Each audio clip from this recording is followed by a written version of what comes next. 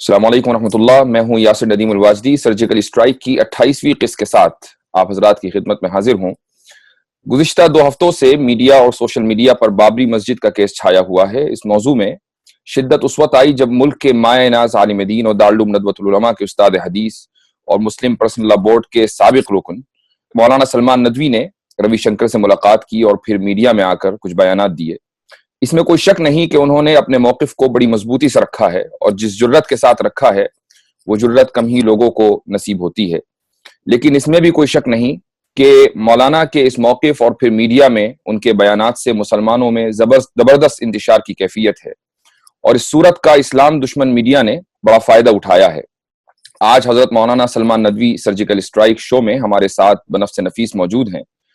بلا مبالغہ آپ ملک کے مایہ ناز عالم دین ہیں، فقہ، حدیث، تفسیر پر عبور رکھتے ہیں، اور آپ اپنا موقف جس انداز سے پیش کرنے کے لیے مشہور ہیں اس انداز سے صرف افراد ہی نہیں بڑی بڑی حکومتیں ہل جایا کرتی ہیں. میں آج کے اس پروگرام میں مولانا سلمان ندوی صاحب کا تہ دل سے استقبال کرتا ہوں. مولانا، میں بطور ڈسکلیمر ایک چیز آپ سے عرض کرنا چاہوں گا کہ ایک طرف تو جناب کی علمی اور عبقری شخصیت ہے کہ آپ خود میرے استاد کے درجے میں ہیں، اور دوسری طرف مسئلہ بڑا حساس ہے، کچھ سوالات بڑے حساس ہیں. میں پوری کوشش کروں گا کہ دونوں چیزوں کے ساتھ انصاف کر سکوں، لیکن اس کے باوجود اگر بیچ میں کوئی ایسی بات جو آپ کی شائع نشان نہ ہو منہ سے نکل جائے تو اس کے لیے میں پہلے ہی معذرت خواہ ہوں. جو سب سے پہلا سوال ہے میرا وہ یہ ہے کہ آپ نے جو انڈیا ٹی وی پر انٹرویو دیا تھا اس میں آپ نے شروع میں یہ فرمایا کہ آپ جب عاملہ کی میٹنگ میں پہنچے تو طلاق ثلاثہ پر بات چل رہی تھی. پھر اس کے بعد آپ سے سوال ہوا کہ آپ نے روی شنکر سے ملاقات کیوں کی اور اس کی تفصیلات جاننے کی آپ سے وضاحت طلب کی گئی. تو آپ نے یہ فرمایا کہ سب سے پہلے ترجمان کے جو 2 خطرناک بیانات سوشل میڈیا پر چل رہے ہیں ان کے تعلق سے بات ہونی چاہیے. تو یہاں سوال یہ بنتا ہے کہ کیا یہ گفتگو ایجنڈے سے ہٹ کر نہیں ہو رہی تھی، چونکہ ایجنڈا یقیناً بابری مسجد اور طلاق ثلاثہ تھا، اور آپ نے ایجنڈے سے ہٹ کر گفتگو کرنی چاہیے. اس پر کچھ لوگوں نے آپ کو بولنے نہیں دیا. تو اب یہ شکایت کہاں تک مبنی بر انصاف ہے کہ مجھے بولنے نہیں دیا گیا؟ بات جو ہے وہ یہاں سے عام طور پر شروع کر دی گئی، کیونکہ مجلس عاملہ کی میٹنگ میں میری شرکت ہوئی اور جو وہاں صورتحال میرے سامنے تھی اور اس سے پہلے بھی مجھے رپورٹس ملی تھی، اس لیے سوال کی ابتدا اس سے ہونے لگی کہ آپ مجلس میں گئے تو کیا ہوا. بات یہیں سے نہیں شروع ہوتی ہے، بات تو بہت پہلے سے شروع ہوتی ہے. ایک عرصے سے پرسنل لا بورڈ میں کچھ ایسی صورتحال ہو گئی ہے کہ جس سے یہ لگتا ہے کہ اب اس نے اپنی وہ سنجیدگی، وہ متانت، وہ وقار جو ابتدائی دور سے چلا رہا تھا کھو دیا ہے. جے پور میں جو اجلاس ہوا تھا اس اجلاس میں بہت ہنگامے ہوئے. ظفر سریش والا صاحب ملنے کے لیے آ گئے تھے مولانا رابع صاحب سے، وہ ان کے مرید ہیں خاص الخاص، اور مولانا کی ان پر شفقتیں ہیں، اور مجھ سے ملنے آ گئے. تھوڑی دیر کے لیے کرسی پہ آ کر بیٹھے تو اس طرح ہنگامہ کیا گیا جیسے سیاسی پارٹیوں کے بگڑے ہوئے لوگ ہنگامے کرتے ہیں. ایسی ہنگامہ آرائی ہوئی کہ جو تہذیب کے خلاف تھی، اخلاق کے خلاف تھی، وہ چلے گئے. اس کے بعد پھر میں نے وہاں جو مسائل تھے ان میں ایک بات یہ عرض کی کہ آپ کا جو بجٹ ہے اس کا 90-95 حصہ عدالت کی بھیڑ چڑھتا ہے. کیا ضروری ہے کہ ہر مسئلے کو عدالت میں لے جایا جائے؟ آپ عوام کی عدالت میں کیوں نہیں جاتے ہیں؟ آپ لوگوں کے ذہن کیوں نہیں بناتے ہیں؟ آپ اصل بجٹ اس پر خرچ کیوں نہیں کرتے ہیں کہ عورتیں مقدمہ لے کر نہ جائیں، مردوں کو یہ ضرورت نہ پڑے؟ آپ نے سارا پیسہ وکیلوں پر خرچ کر رکھا ہے، یہ صحیح طریقہ کار نہیں ہے. تو پھر اس وقت کمال فاروقی صاحب کھڑے ہوئے، بڑا ہنگامہ، کیا عدالت کی اہانت کر رہے ہیں آپ. میں نے کہا دیکھیے فضول بکواس مت کیجیے، اپنا جھوٹا جوش مت دکھائیے. عدالت کا احترام اپنی جگہ پر ہے، عدالت کے فیصلے آپ کو تسلیم کرنا ہے، فریقین تسلیم کرتے ہیں، سر کھوڑ کے کرتے ہیں، مجبور ہو کے کرتے ہیں. لیکن عدالت میں جاتا وہی ہے جو اپنے مسئلے کو گھر میں حل نہیں کر پاتا، اور گھر میں مسئلوں کو حل ہونا چاہیے. قرآن کہتا ہے وَالصُّلْحُ خَيْرٌ، اور اسی کی اصل کوشش ہونی چاہیے، فریقین ہوں، طرفین ہوں، زوجین ہوں، دو خاندان ہوں. تو یہ ایک بات تھی، مجھے اس سے سخت اختلاف تھا اور آج بھی ہے. اور ہمیشہ سے رہا کہ جس طرح سے عدالتوں پر پیسہ جا رہا ہے اور وکیل اپنی لمبی لمبی فیسیں لے رہے ہیں، اس کی پرسنل لا بورڈ کو ضرورت نہیں تھی.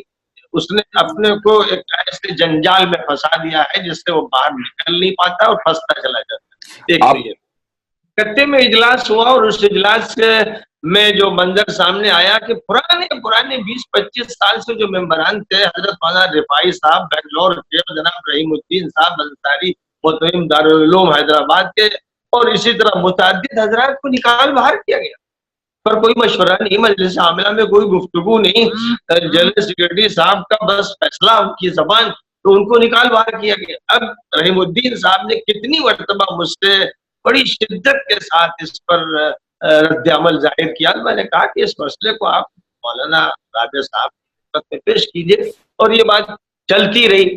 تو یہ عمل بھی ایک ایسا عمل تھا جس سے لگ رہا تھا کہ پرسنل لا بورڈ اب بکھر رہا ہے. تو جو جے پور میں ہوا، جو کلکتے میں ہوا، اور اس کے بعد حیدرآباد میں جو کچھ ہوا، ظاہر ہے کہ میں کھلے بندوں 20-25 افراد کے ساتھ لکھنؤ کے ذمہ داروں کے ساتھ ایک مرتبہ ویڈیو کانفرنسنگ میں میری روی شنکر سے بات ہوئی 3 شرطوں کے ساتھ، جن شرطوں کو پورا کرنا آسان کام نہیں ہے، اور جس میں یہ ہے کہ جنہوں نے مسجد ڈھائی ان کو سزا ملنی چاہیے اور مسجد سے دگنی جگہ ملنی چاہیے مسجد کے لیے، یونیورسٹی کے لیے، کیونکہ یہ گنجائش شریعت میں ہے. مسئلہ کسی مسلک کا نہیں ہے، کسی جزیہ کا نہیں ہے، پورے اسلام کو دیکھنا ہے اور اس تناظر میں دیکھنا ہے جس تناظر میں ہمیں یہاں جینا ہے، بسنا ہے، جو انسانیت کا ایک خاندان ہے، اس کو یاد دلانا ہے. اللہ سب کا رب ہے، یہ بات لوگوں کے سامنے رکھنا ہے. ہماری جو دعوت کی پوزیشن ایک عرصے سے ختم ہو گئی، انگریزوں کے دور سے ہمارا دعوتی کوئی کردار نہیں، ہم صرف لڑتے ہیں. انہوں نے ڈیوائڈ اینڈ رول کی پالیسی اختیار کی، ہم نے اس کو اپنا لیا، مجبوراً اپنا لیا. انہوں نے ہمیں مارا، حکومت دوسروں کے ہاتھ میں گئی. پاکستان میں بھی وہ لوگ قابض ہو گئے جو علماء کے دشمن، ہندوستان میں وہ لوگ قابض ہو گئے کہ جو ہندو راشٹر بنانا چاہتے ہیں. اب ایسی صورتحال میں ہمیں وہ راستہ نکالنا ہے جو انسانیت کا ہو، ربانیت کا ہو، دعوت کا ہو، انبیائی راستہ ہو. اور جو راستے اس وقت جمعیت العلماء نے یا پرسنل لا بورڈ نے اختیار کر رکھے ہیں، یہ ان کی اپنی تنظیموں کے، اپنی قراردادوں کے، اپنے فیصلوں کے ہیں، اور بسا اوقات یہ فیصلے قرآن اور حدیث کے متوازی فیصلے ہوتے ہیں جس پر وہ ڈٹے رہتے ہیں اور اس کی پچ کرتے ہیں، اس کی ضد میں لڑتے ہیں. یہاں میں آپ سے ایک چیز رک کر یہ عرض کرنا چاہوں گا کہ آپ کا جو موقف ہے وہ یقیناً مختلف ذرائع کے ذریعے، مختلف وسائل سے وہ سامنے آ چکا ہے کہ آپ ایک مسجد چاہتے ہیں، ایک یونیورسٹی چاہتے ہیں، آپ اس مسئلے کو عدالت سے باہر حل کرنا چاہتے ہیں. یہاں سوال موقف کے اچھے یا برے ہونے سے متعلق نہیں ہے. موقف بہت سے لوگوں کو یقیناً اس موقف سے اختلاف بھی ہوگا اور بہت سے لوگوں کو اتفاق بھی ہوگا، اور یقیناً اختلاف ہماری امت کی ترقی کی روح ہے. لیکن جو سوال ہے وہ دراصل اس موقف کو پیش کرنے کے طریقہ کار سے متعلق ہے. وہ میں نے سوال کیا تھا کہ جب آپ وہاں عاملہ میں پہنچے اور آپ نے ایجنڈے سے ہٹ کر مثلاً گفتگو کرنی چاہی، تو کیا عاملہ کے ممبران کو اس آپ کو روکنے کا حق تھا یا نہیں تھا؟ چلیے اس سے نہیں تھا. دیکھیے سنیے بات، جو اسپوک پرسن ہے، ترجمان ہے پرسنل لا بورڈ کے، مولانا سجاد نعمانی صاحب، ان کے 2 بیانات اتنے خطرناک ہیں کہ جن بیانات کے بعد طلاق ولاق کو لپیٹ کر رکھ دیجیے کہیں، طلاق ولاق کو تو کہیں لپیٹ کر رکھ دینا چاہیے. اس لیے کہ مسئلہ یہ ہو رہا ہے کہ وہ یہ کہتے ہیں کہ ہر ضلع میں ہتھیار تقسیم کیے جا چکے، نوجوانوں کو ٹریننگ دی جا چکی ہے، خدا کی قسم وہی ہونا ہے جو روہنگیا کے ساتھ ہوا. اتنا خطرناک مسئلہ ہے یہ. اگر وہ سچ کہہ رہے ہیں تو سارے مسائل چھوڑ کر اس پر بات ہونی چاہیے تھی، اور اگر وہ جھوٹ کہہ رہے ہیں تو پھر ان کو اس کو پرسن نہیں ہونا چاہیے تھا. سوال یہ ہے کہ اس کی پچ کیوں ہو رہی ہے، اس کو ٹالا کیوں جا رہا ہے؟ اتنا سنگین مسئلہ کہ پھر لاشیں ہوں گی نا، مولانا ولی کی، مولانا رابع کی، ہماری سب کی لاشیں ہوں گی. قبرستان کی تلاش کیجیے. جب وہ قسم کھا کے کہہ رہے ہیں کہ یہی ہونا ہے، تو اس کے بعد میرا یہ کہنا ہے، وہ میرے بغل میں بیٹھے ہوئے تھے، کہ اس مسئلے پر پہلے غور کیجیے. ایجنڈا پہ ایجنڈا میں نہیں مانتا ہوں. ایجنڈا قرآن کی آیت ہے، ایجنڈا حدیث ہے. اتنا بڑا مسئلہ ہے جس میں جانوں کے جانے کا مسئلہ ہے، اس پر غور نہیں ہو رہا ہے. اسی طرح وہ یہ فرما رہے تقریر میں، کھلی تقریر جو پھیل گئی، نیٹ پہ پڑی ہوئی ہے، کہ RSS کے کیمپوں میں جاتا رہتا ہوں اور ان کے ذمہ داروں سے میرے ذاتی تعلقات. تب یہ دو اتنی خطرناک باتیں کہ بھائی ان پر اسی مجلس میں سوال ہو جاتا کہ بھائی مولانا آپ وضاحت کر دیجئے، پھر مجھ سے میری بات پوچھی جاتی. اب یہ کہ صاحب ایجنڈا ہے، یہ قرآن کی آیت یوں ہے الحمدللہ رب العالمین کے بعد الرحمن الرحیم ہوگا، بیچ میں کوئی آیت نہیں آئی ہوگی، میں تو اس کو نہیں مانتا، اس کے خلاف ہوں، ایسے ایجنڈے کو میں تھوک دیتا ہوں. دو تقریروں کا آپ نے حوالہ دیا مولانا سجاد نعمانی کی، اور اسی انڈیا ٹی وی کے انٹرویو میں آپ نے یہ بھی کہا کہ اس بیان سے، جو مولانا کا جو بیان ہے کہ میں آر ایس ایس کے کیمپوں میں جاتا رہتا ہوں، یہ پتہ چلتا ہے کہ گویا کہ آر ایس ایس سے ان کے روابط ہیں. اور آپ نے یہ بھی فرمایا کہ ایسا لگتا ہے کہ بورڈ کو آر ایس ایس ڈکٹیٹ کر رہا ہے. لیکن اگر آپ ان دونوں تقریروں کو دیکھیں، دونوں بیانات کو سامنے رکھیں، تو دونوں میں بظاہر تضاد تو ہو سکتا ہے، لیکن اس سے یہ ثابت کہیں نہیں ہوتا کہ مولانا کے ذریعے بورڈ میں آر ایس ایس کا انفلوئنس ہو چکا ہے. اس لیے کہ اگر وہ ایک طرف یہ کہہ رہے ہیں کہ میرے آر ایس ایس کے لوگوں سے ذاتی تعلقات ہیں، اور اس سے آپ یہ نتیجہ نکالتے ہیں کہ بورڈ میں آر ایس ایس کا انفلوئنس ہے، تو پھر یہ کیسے ممکن ہے کہ دوسری تقریر میں مولانا آر ایس ایس سے ڈرانے بھی لگیں اور اس کے اوپر یہ بھی الزام لگانے لگیں کہ وہ لاکھوں اور کروڑوں لوگوں کی ایتھنک کلینزنگ کرنے والی ہے؟ یہ تو دونوں میں تضاد تو ہو سکتا ہے. معلوم ہوا کہ مولانا کی باتوں میں کنٹرڈکشن ہے، اور وہ بورڈ کے ترجمان ہیں. اگر وہ صرف خانقاہ کے پیر ہوتے، کسی مدرسے کے استاد ہوتے تو موضوع الگ ہوتا، لیکن جب وہ بورڈ کے ترجمان ہو کر اتنی اہم و سنگین باتیں کر رہے ہیں تو بورڈ کو نوٹس لینا چاہیے. اتنی اہم باتوں پر نوٹس نہ لیا جائے، اور پہلی مجلس عاملہ ہو رہی ہے ان تمام باتوں کے بعد، اور میں توجہ دلا رہا ہوں کہ ان پر نوٹس لے لیجیے، پوچھیے ان سے بھی تو معلوم کیجیے کہ آخر یہ بیانات کیسے دے دیے انہوں نے. اور رہا استنتاج، تو یہ کوئی فقہی مسئلے کا استنتاج نہیں ہے، یہ تو ایک بات یہ ہے کہ جو آدمی ترجمان اتنے بڑے بورڈ کا وہ آر ایس ایس کے ذمہ داروں سے ملتا ہے، اس کے روابط نہیں، یہ تو بڑی خطرناک بات ہے. اور اس میں یعنی ایک خدشہ بیان کیا گیا کہ اس کا مطلب یہ ہوا کہ جب ترجمان کے روابط ہیں اور ترجمان ہی جو ہوتا ہے ضمیر کو بیان کرتا ہے، اس لیے پرسنل بورڈ تو مشکوک ہو جائے گا. مقصد یہ ہے کہ نہیں کہ صاحب آر ایس ایس سے اس کا تعلق ہو گیا، میں جانتا ہوں، دنیا جانتی ہے کہ یہ صورتحال نہیں ہے، لیکن جہاں تک تعلق ہے کہ جب ترجمان یہ باتیں کرے گا تو وہ ساری باتیں پرسنل بورڈ پہ جائیں گی. اگر آپ کی ذاتی رائے آر ایس ایس کے تعلق سے جانی جائے تو آپ کیا فرماتے ہیں آر ایس ایس کے تعلق سے؟ کیا واقعی وہ جنگجو سے میں یہ کہتا ہوں آر ایس ایس کا بہت بڑا ہولڈ ہے اس ملک میں، اس کی حکومت چل رہی ہے اور آج اسی کی پارٹی بی جے پی کام کر رہی ہے. 1925 میں آر ایس ایس قائم ہوئی اور 1920 میں جمیعت العلماء قائم ہوئی. اب دونوں کا موازنہ کر کے دیکھ لیجیے جمیعت العلماء کہاں لے گئی کہ سیکٹر کمیٹی کی رپورٹ کے مطابق مسلمانوں کی نمائندگی انگریزوں کے آخری دور میں 35% تھی اور آج 1% نہیں، تو مسلمان صفر تک پہنچ گئے. 10 لاکھ کے اجتماعات ہوتے ہیں اور اس کے بعد یہ صورتحال ہے کہ سیکٹر کمیٹی کہتی ہے کہ سب سے زیادہ گرے ہوئے مسلمان ہیں. اور آر ایس ایس نے 1925 سے کام کیا، بہت ہی منظم شکل میں کام کیا پورے ملک.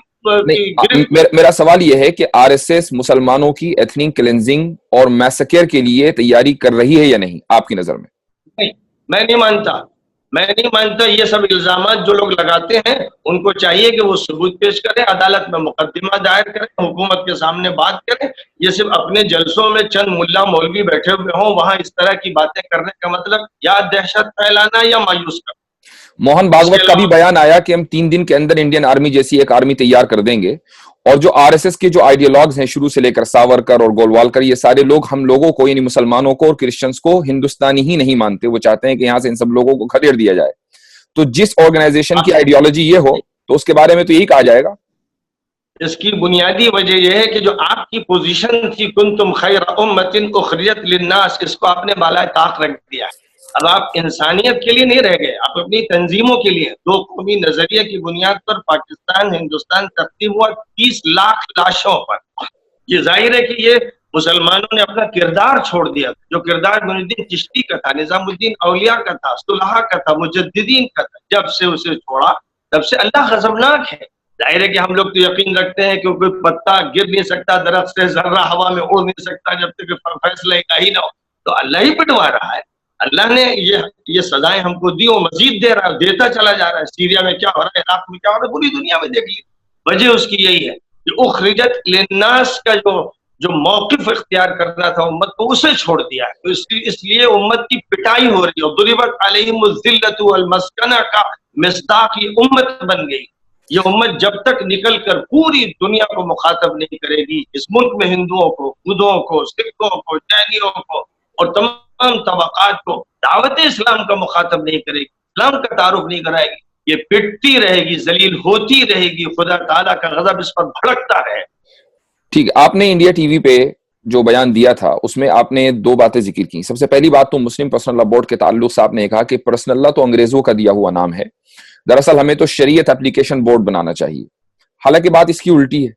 شریعت اپلیکیشن ایکٹ 1937 بنا جبکہ انگریز اس ملک میں تھے، تو شریعت اپلیکیشن لفظ جو ہے وہ انگریزوں کا دیا ہوا ہے، اور پرسنل لا بنا ہے 1973 میں جو آزادی کے بعد ہے.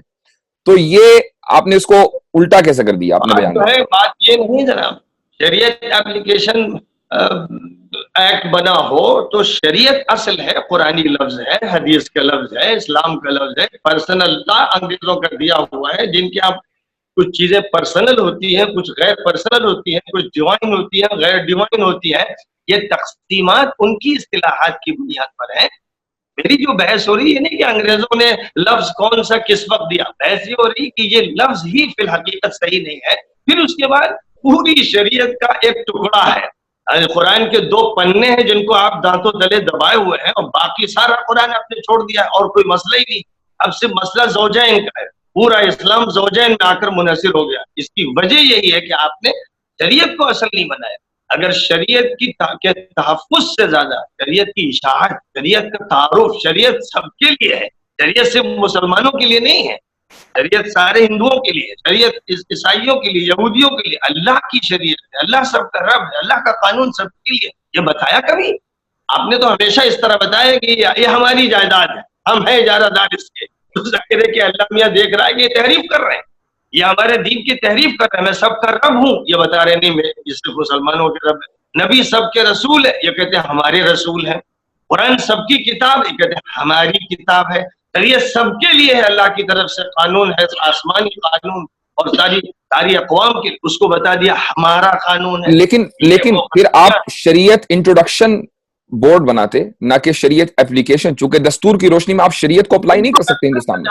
تعلق ہے انٹروڈکشن کا، جہاں تک تعلق ہے وہ اپلیکیشن کے ذریعے ہو تو زیادہ اچھا ہے. عمل اور اخلاق جو ہوتے ہیں وہ تعارف کا سب سے اچھا ذریعہ ہوتے ہیں. ہم یہ بتائیں گے سب کو، میں نے کہا کہ ایک اسلامک یونیورسٹی قائم کرنا چاہتے ہیں، اس لیے تاکہ ہندو، سکھ، عیسائی جتنے بھی طبقات کے لوگ ہیں ان سب کو ہم اسلام کا تعارف کرائیں.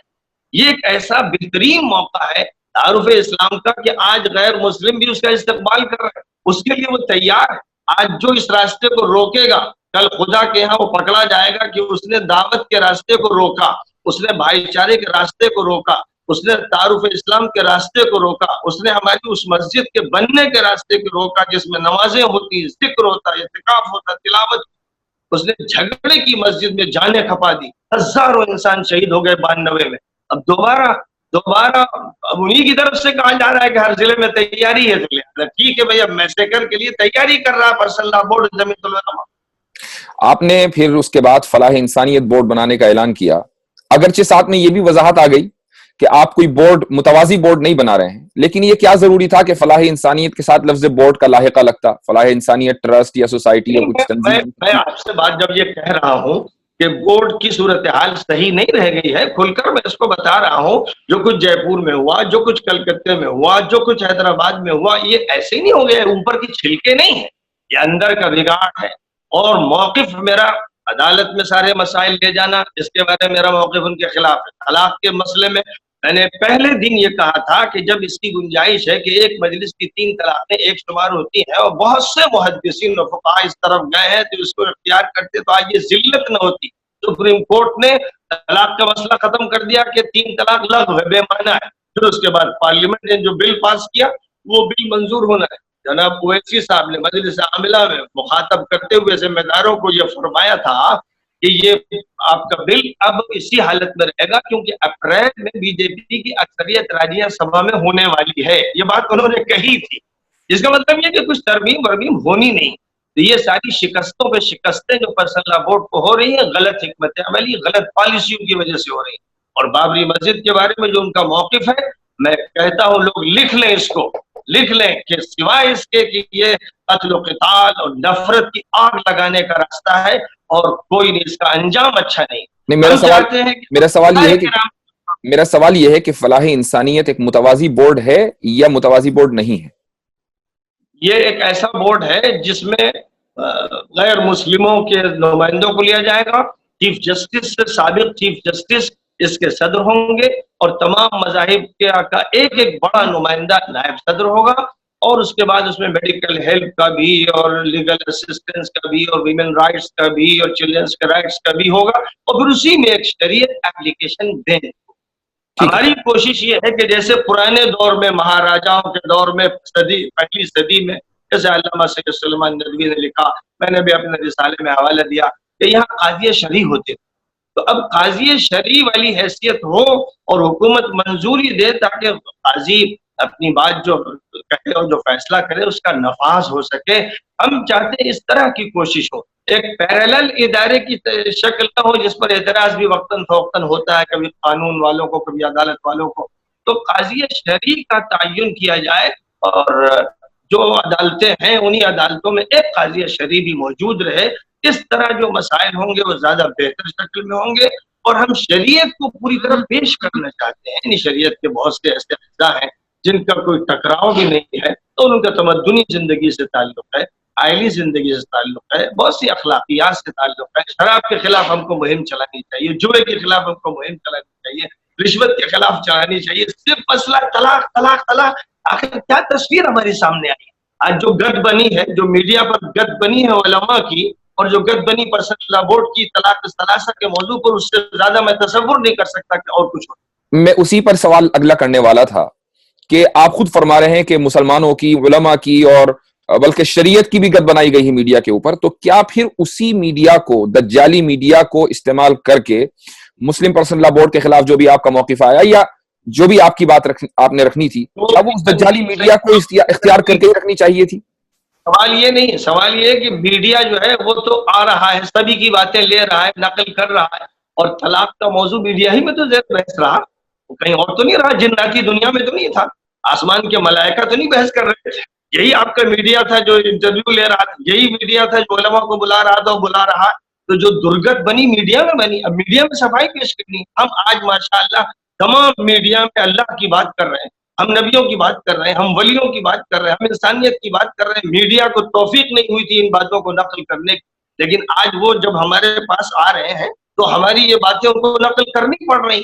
ہم کو یہ چاہیے کہ میڈیا کا ہم اچھا انبیائی مشن ہے کو ادا کرتے رہے۔ اگر ویڈیو جو ہے ٹیڑھی ہو گئی، اس کو ذرا سا سیدھا کر لیں، جزاکم اللہ۔ جی، آخری دو سوال ہیں۔ سب سے پہلا جو سیکنڈ لاسٹ میرا کوشچن ہے وہ یہ ہے کہ آپ نے فرمایا کہ مسلم پرسنل لا بورڈ کے اندر سب کچھ اچھا نہیں ہے، اور گزشتہ چند سالوں سے اس طرح کی یہ سلسلہ چل رہا ہے، تو کسی بھی سسٹم میں اگر کچھ بگاڑ آتا ہے تو مناسب یہ لگتا ہے کہ سسٹم کا حصہ بن کر آپ اس بگاڑ کو ٹھیک کریں۔ اگر آپ اس سسٹم سے نکل گئے تو اس میں اگر کچھ بگاڑ ہے آپ کے بقول، تو اس بگاڑ کے صحیح ہونے کی جتنی بھی امکانات تھے وہ سارے ختم ہو گئے۔ تو کیا ہی اچھا ہوتا کہ آپ اس سسٹم میں باقی رہتے اور اس بگاڑ کے خلاف آواز اٹھاتے۔ یہ میرا تجربہ رہا کئی سالوں سے کہ اب ایسی صورتحال ہے کہ وہاں سنجیدگی کے ساتھ مسائل پر غور نہیں ہو رہا۔ اب اتنا سنگین، میرے نزدیک سب سے بڑا سنگین مسئلہ وہ تھا جو ترجمان نے بیان کیا، اس پر غور کے لیے تیار نہیں، سر جوڑ کر بیٹھنے کے لیے تیار نہیں۔ مجھے آپ بتائیے کہ 1949 میں مورتیاں رکھی گئی تو کون تھا یہ مائی کا لال، یہ بڑے علامہ دہر جس نے اس مورتی کو نکالا؟ جب 86 میں شیلا نیاز ہوا اور یہ سب کانگریس کراتی رہی تو کون تھا جو اس کے لیے مقابلے پر آئے؟ 92 میں نرسمہا راؤ نے اپنی نگرانی میں مسجد توڑوائی۔ مجھے بتائیے کہ صاحب 1947 سے کانگریس اس ملک میں رہی، 25,000 فسادات ہوئے۔ مولانا ارشد مدنی دامت برکاتہم تقریروں میں فرماتے ہیں یہ سارے فسادات کانگریس کے دور میں ہوئے۔ بابری مسجد کی مورتی کانگریس نے رکھوائی، بابری مسجد کا شیلا نیاز کانگریس نے کروایا، بابری مسجد کو ڈھانے کا عمل کانگریس نے کیا، اور کانگریس ہی صنم ہے، وہی ہبل دیوتا ہے، اسی کی پوجا ہو رہی ہے۔ آخر کیا وجہ ہے؟ کیا یہ قرآن کے نزدیک جائز ہے؟ کیا حدیث اس کو جائز کہتی؟ کیا یہ جو موقف ہے، یہ جو ہمیں دھتکارتا رہا، جس نے ہم کو شودر بنایا سچر کمیٹی کی رپورٹ کے مطابق، جس نے بابری مسجد کو توڑوایا، اسی کا سہارا لینا ہے، اسی کے ذریعے جینا ہے؟ یہ کون سی عقل ہے، کون سی منطق ہے؟ اور عدالت لادینی عدالت ہے، ابھی اس نے آپ کو ایک تھپڑ رسید کیا طلاق کے مسئلے میں، اس میں تو کوئی جھگڑا نہیں تھا، ہندو مسلم قضیہ نہیں تھا. جب اس میں آپ کو انصاف نہیں ملا تو اس اتنے سخت مسئلے اور گرم مسئلے میں آپ امیدوار ہیں کہ آپ کی وہاں مسجد بنے گی؟ یہ سب بھولے پن کی باتیں ہیں، اور یہ بھولا پن ان کا گھر میں رہتا، اپنی خانقاہ میں ہو حق کرتے اللہ کرتے تو کچھ نہیں تھا. تمام پبلک کو مروانا چاہتے ہیں، نفرت کی آگ لگی ہوئی ہے، اس آگ میں تیل ڈالنا چاہتے ہیں. میرا آخری سوال یہ ہے کہ آپ روی شنکر سے کیوں ملے؟ روی شنکر کے بارے میں ایک عام خیال یہ ہے کہ یہ شخص بی جے پی کا ایجنٹ ہے، آر ایس ایس کا ایجنٹ ہے، اور میں کھلے عام کہتا ہوں، یہ ویڈیو بہت سے لوگ وہ بھی دیکھیں گے جو روی شنکر کے چاہنے والے ہیں. تو روی شنکر سے ملنا ایک بہت ہی آپ کے موقف کو ہلکا کرنے والی چیز تھی. اگر آپ ڈائریکٹ فریق سے ملتے. جو لوگ بھی یہ بات کہتے ہیں وہ خود بڑے ہلکے ہیں. روی شنکر مجھ سے ملے، میں ان سے نہیں ملا. وہ میرے گھر پر بنگلور میں آئے جہاں میرا قیام رہتا ہے، وہاں انہوں نے آ کر بات کی اور میں نے ان سے بات کی، اور سب ساری دنیا میں الملا سنی گئی. میں بیٹھ کے ان سے جو بات کر رہا ہوں توحید کی اور انسانیت کی اور عدل کی اور انصاف کی، وہ کمرے میں نہیں کر رہا ہوں اور پھر ان سے نہیں کر رہا ہوں. میری بات تمام سادھو سنتوں سے ہو رہی ہے، ہوتی رہے گی. اس کو جو وہ مغالطے میں ڈال رہے ہیں، آنکھوں میں دھول جھونک رہے ہیں.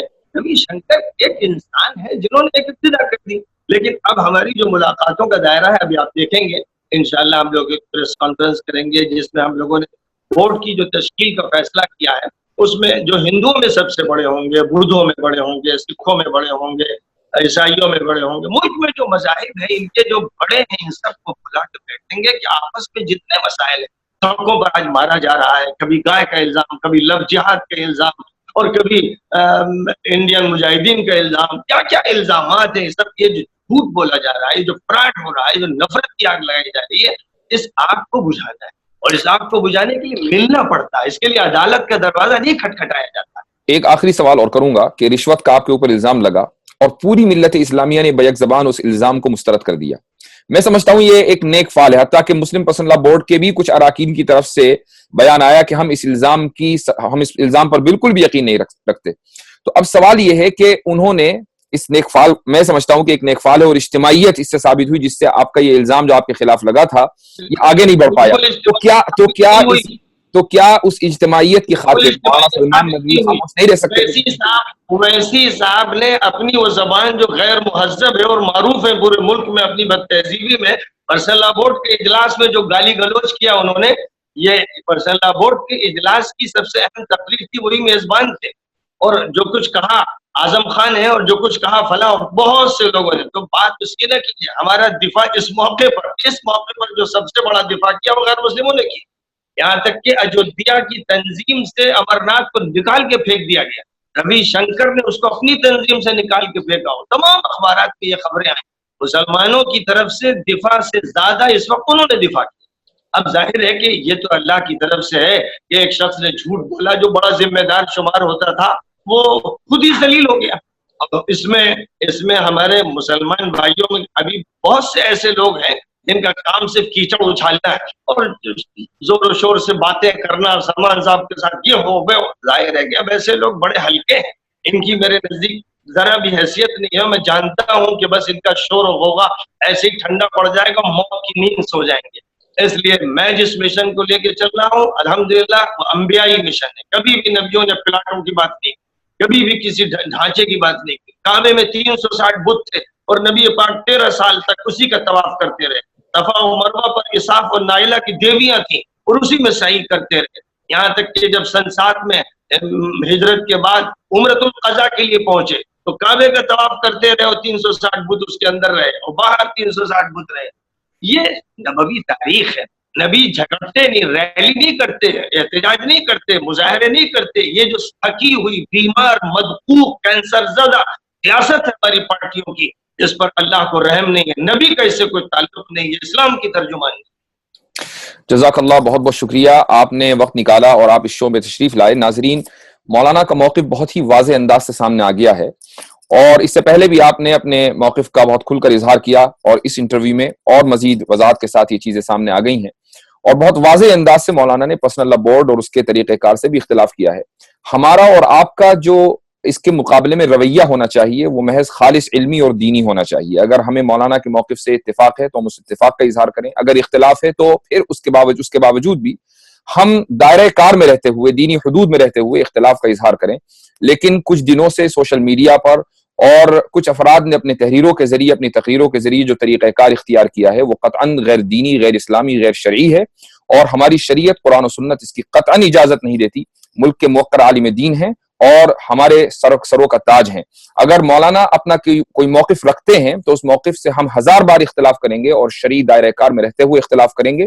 اس شو میں مولانا نے جو کچھ فرمایا، جو کچھ کہا، وہ اس شو کی آفیشیل اوپینین نہیں ہے، اور مقصد یہی ہے کہ مولانا کا موقف بھی سامنے آ جائے اور کچھ وضاحتیں جو مولانا سے مطلوب تھی وہ بھی ہو جائیں، کچھ سوالات جو دل میں تھے وہ بھی سامنے آ جائیں۔ بہت بہت شکریہ مولانا نے یہ وقت نکالا، جزاکم اللہ خیر الجزا۔ السلام علیکم ورحمۃ اللہ وبرکاتہ۔ رحمۃ اللہ وبارک اللہ فیک۔